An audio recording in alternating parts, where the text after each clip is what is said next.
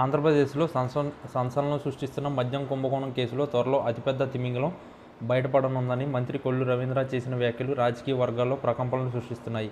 శ్రీ సత్యసాయి జిల్లా కనగానపల్లిలోని జరిగిన సుపరిపాలనలో తొలి అడుగు కార్యక్రమంలో పాల్గొన్న కొల్లు రవీంద్ర ప్రస్తుతం బయటపడుతున్నవన్నీ చిన్న తిమింగలాలేనని, ఇది దేశంలోనే అతిపెద్ద మద్యం కుంభకోణం అని అభిప్రాయపడ్డారు. ఈ కుంభకోణంలో జరిగిన అవినీతిని చూసి చాలామంది ఆశ్చర్యపోతున్నారని ఆయన పేర్కొన్నారు. గత 5 ఏళ్ల పాలన అరాచకం సాగిందని, అభివృద్ధి కుంటుపడిందని, రాష్ట్రం 10 లక్షల కోట్లకు పైగా అప్పుల్లో కూరుకుపోయిందని కొల్లు రవీంద్ర విమర్శించారు. పోలవరం, అమరావతి వంటి ప్రాజెక్టులు నిలిచిపోయాయని, అక్రమ అరెస్టులు, దౌర్జన్యాలు, దోపిడీలు పెరిగిపోతున్నాయని అన్నారు.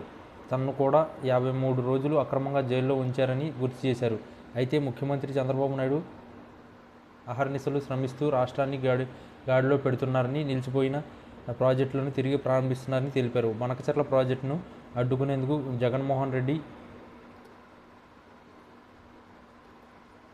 కుయంకూతులు పన్నుతున్నారని, రాష్ట్ర ఆర్థిక పరిస్థితులపై 200కు పైగా తప్పుడు మెయిల్స్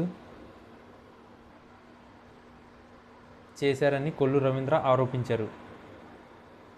మరోవైపు వైసీపీ అధినేత జగన్మోహన్ రెడ్డి అరెస్టు తప్పదని ఎమ్మెల్యే జ్యోతుల నెహ్రూ జోషిని చెప్పారు. మద్యం కుంభకోణం జగన్ కన్నుసైగల్లోనే జరిగిందని ఆరోపిస్తూ ఆయన పాత్రపై విచారణ జరపాలని డిమాండ్ చేశారు. వైసీపీ నేతలు అరెస్టులకు చంద్రబాబుకు సంబంధం లేదని, మద్యం పాలసీని ఆమోదించిన వారిని విచారించాలని, బాధ్యులపై సెట్ చర్యలు తీసుకుంటుందని పేర్కొన్నారు. BC MLA Vishnukumar Raju, BJP MLA Vishnukumar Raju కూడా ఈ కేసుపై కీలక వ్యాఖ్యలు చేశారు. ఇది కేవలం శాంపిల్ మాత్రమే అని, రూపాయలు 3,200 కోట్ల స్కామ్ ఇంకా పెద్ద ఎత్తున ఉందని అన్నారు.